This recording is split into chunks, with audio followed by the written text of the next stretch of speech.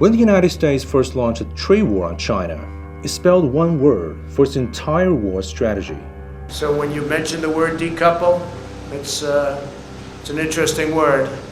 So we lose billions of dollars, and if we didn't do business with them, we wouldn't lose billions of dollars. But as the trade war dragged on, the new administration switched to a new buzzword. We are for de-risking and diversifying, not decoupling. We are for de-risking and diversifying. We're not looking to decouple from China. We're looking to de-risk and diversify our relationship with China. This is an interesting turn of event. It took Washington 5 years to change its tone from decoupling to de-risking. Is it a meaningful shift in America's China policy, or merely a change in rhetoric? And amid the already intense great power competition, will the mantra of de-risking actually invite more risks?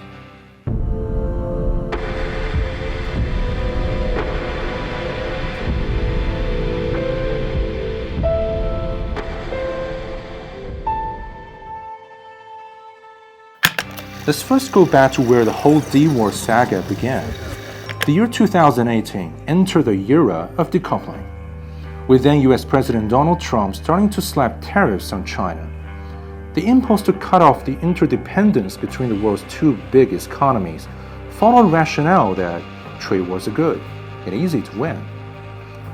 But as it later turned out, it was the American consumers who bore the brunt of the trade war. They had to cough up billions of dollars more for the same goods they purchased, as the domestic inflation went through the roof. Even after this tariff policy was inherited intact by Joe Biden, things still went horribly wrong. Contrary to Trump's original expectations, the US trade deficit with China was far from eliminated, and neither was the bilateral trade itself. In 2022, US-China trading goods hit an all-time high. It broke the record set in 2018, when this trade war was launched in the first place. It would be disastrous for us to attempt to decouple from China. Janet Yellen was right, but her point was actually made long ago in a report ordered for Biden 100 days into his presidency. This report on American supply chain was jointly composed by 4 departments, and explicitly says that even a minor conflict or embargo could have immediate major disruptions to the United States and long-term implications for U.S. supply chain resilience.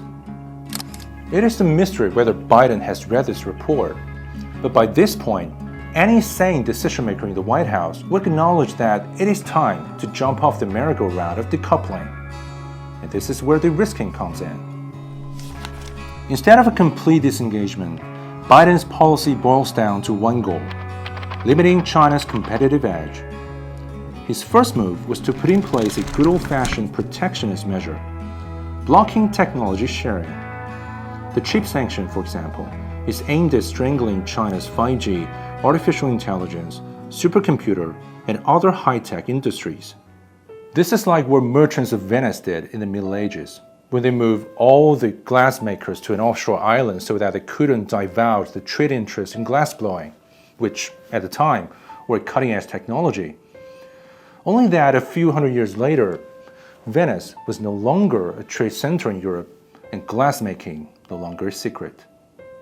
Also, the Biden administration is set to reduce America's exposure to the industry where China possesses competitive advantages. Washington has been struggling to initiate a friendshoring process. It is set to arbitrarily relocate the supply chain networks to America's few designated allies, at the expense of the free flow of economic elements. So this is the risking 101. Sanction others to keep technological dominance. Deglobalize supply chains to cut down on interdependence built in decades. Do all this on the pretext of national security, all the while enjoying China's cheap manufactured products. This is some shrewd business acumen at given that.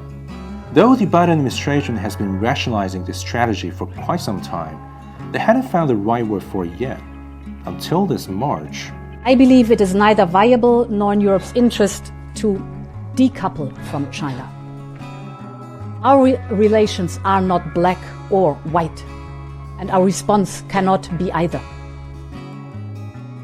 This is why we need to focus on de-risk, not decouple. This must have been a eureka moment for Washington. Soon, von der Leyen's expression of de-risk was parroted by Jake Sullivan, Antony Blinken, and President Biden himself, because they believe this relatively conciliatory wording not only fits their narrative, but could also be an opportunity to rally the decoupling-resenting Europe behind an anti-China economic bloc. Now, the idea that a new Washington consensus, as some people have referred to it, this strategy will build a fairer, more durable international economic order for the benefit of ourselves and for people everywhere. I don't know about the whole benefit for people everywhere bit, but this is where the risking is heading. A new Washington consensus. Basically, this new order refers to a small yard high fence on a broader scale. It is predicated on geopolitical conflicts, and is projecting a world that is tribalized, vengeful, and ultimately a zero-sum game. This is almost the exact opposite of the old Washington consensus, and not in a good way. The old Washington consensus was built on the principles of small governments, free market, and unobstructed global trade. The United States brought forth these tenets because it was once the most competitive, innovative economy that benefits from an integrated global market.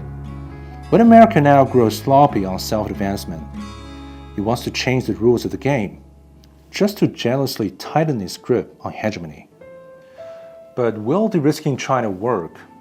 Are we on a irreversible track of politicizing global economic activities?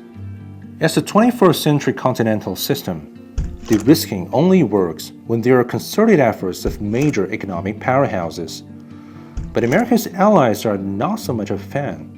We do believe that both decoupling and de-risking would be a suicide committed by the European economy.